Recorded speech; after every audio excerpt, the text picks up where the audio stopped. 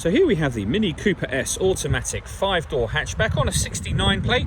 I'm going to start off by showing you around the outside of the car, and then we'll hop in and run through some controls on the inside. But from the outside, you can see it's a 5-door car with alloy wheels and tinted windows.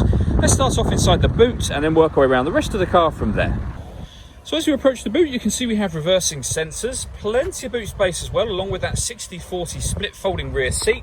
And then you can increase the boot space by folding this tray, which stores away behind the rear seats there. Okay, so we're just going to work our way back round to the front of the car, and then we'll hop in and run through some controls on the inside. But now that we've done a full circle of it, you can see it's in excellent condition the whole way round. Just briefly before we climb in, I think it's well worth seeing the interior from this exterior point of view. There's plenty to run through on the dashboard, so let's hop in and we'll do that now.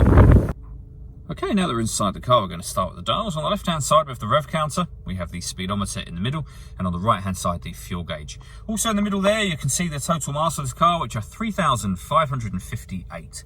You can change the information that's displayed above that by pressing a button on the end of the indicator stalk for various bits of trip computer information, or a digital readout for the speedometer, which you can see being displayed now. If we back out to the steering wheel, on the left-hand side, we have cruise control and speed limiter. On the right-hand side, we have stereo and phone controls. We then also have these paddles, so the -1 and the plus paddle on the right-hand side of the steering wheel. That's so that you can change gear manually with this automatic gearbox. Over in the centre, we have the touchscreen for the car. So this is where, amongst other things, you can pair your phone. You can connect a new phone from there. Now, all of it, as I say, is touchscreen, or you can, which is much easier when you're driving, certainly, you can use this dial to do all of the operations you see on the screen. So, for example, when it comes to music, you can push the dial down. You can see there we have DAB and FM radio. You can stream your music wirelessly via Bluetooth audio, and we have USB input as well. This car's also got satellite navigation. There's a full video that shows how this works that you can find both on our website and also on our YouTube channel as well. Working our way down from that, we have dual zone climate control. So you can adjust the passenger and driver temperatures, the fan speed up, and of course down from here. You can determine where you'd like the air to be distributed once it enters the vehicle. When you're happy with all of those settings, this button turns the air conditioning off in this case, or back on again. Or you can hit auto.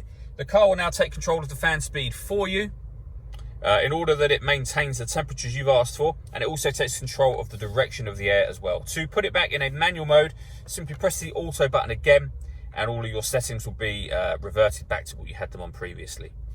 We've also got heated driver and passenger seats, both with 3 different heat settings each. Beneath that, we have these 3 buttons here. So this one turns off the traction control. This will start and stop the engine. And this turns off the stop and start. This car is designed to cut out when it's stationary in traffic, which will in turn save you fuel. That system is now turned off. Underneath that, we have a 12-volt charging socket and USB input. We then have the gear lever for the fully automatic gearbox. And finally, the buttons that I was running through just a moment ago.